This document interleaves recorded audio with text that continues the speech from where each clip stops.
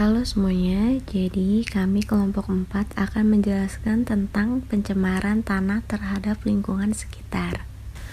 Oke, saya akan menjelaskan latar belakang. Sampah plastik dapat bertahan hingga bertahun-tahun sehingga menyebabkan pencemaran terhadap lingkungan.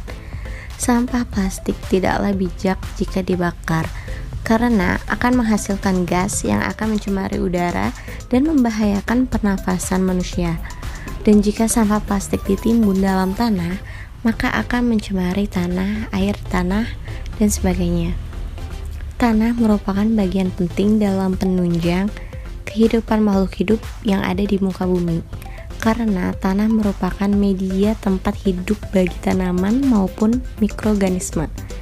Oleh karena itu, sudah menjadi kewajiban kita menjaga kelestarian tanah sehingga tetap dapat mendukung kehidupan di muka bumi ini. Penyebab pencemaran tanah.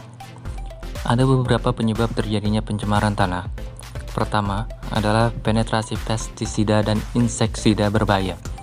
Zat-zat yang sering digunakan pada aktivitas perkebunan ini dapat mematikan mikroorganisme di dalam tanah. Tanah juga dapat tercemar akibat adanya kebocoran dari limbah sanitasi. Penyebab lainnya adalah hujan asam. Hujan asam terjadi ketika asam yang berasal dari asap pabrik bergabung dengan hujan dan turun sebagai hujan asam.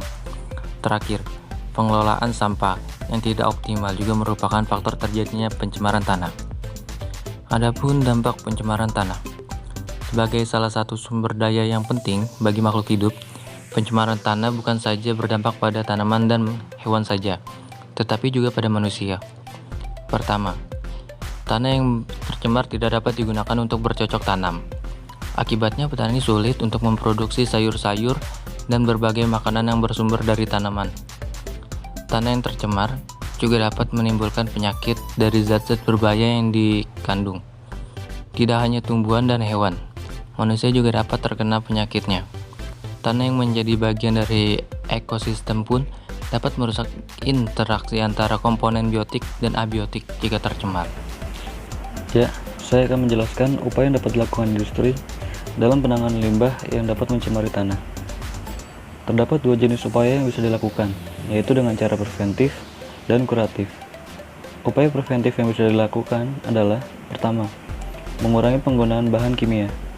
Meskipun ada beberapa industri yang tidak bisa lepas dari penggunaan bahan kimia dalam proses produksinya, tetapi langkah tersebut jika dikurangi penggunaannya dan diubah dengan menggunakan bahan yang lebih organik, dapat mengurangi polusi limbah yang dihasilkan. Kedua, mengatur pembuangan limbah yang dihasilkan.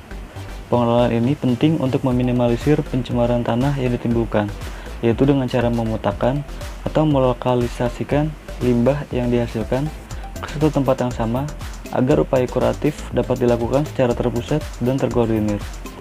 Ketiga, industri dapat mengendaur ulang limbah yang dapat diolah kembali menjadi bahan baku untuk meminimalisir limbah yang dihasilkan. Sekian penjelasan yang dapat kami sampaikan di video ini. Maaf jikalau masih banyak kekurangan dalam isi pembahasan maupun penyampaian kami. Terima kasih. Wassalamualaikum warahmatullahi wabarakatuh.